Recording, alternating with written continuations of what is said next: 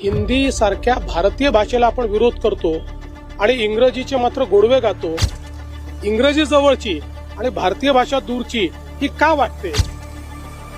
मराठीच्या ऐवजी हिंदी अनिवार्य केलेली नाही.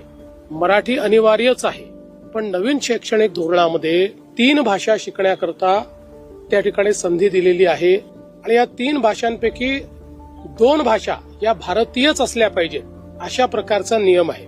तिसरी भाषा जी आहे ही जर हिंदी ठेवली तर त्याचे शिक्षक आपल्याकडे उपलब्ध आहेत, त्यामुळे त्यातनं आपल्याला अधिकच्या शिक्षकांची आवश्यकता पडणार नाही. इतर भाषा ठेवल्या, समजा मल्याळम ठेवली, कन्नड ठेवली, गुजराती ठेवली, तर त्याचे शिक्षक उपलब्ध नाहीत. आमचं तर मत आहे आणि या संदर्भात आम्ही निर्णय देखील घेणार आहोत. कोणाला हिंदीच्या व्यतिरिक्त तिसरी भाषा जर शिकायची असेल तर ती शिकायची मुभा आम्ही पूर्णपणे देऊ. महाराष्ट्रामध्ये मराठीचीच सक्ती असणार आहे.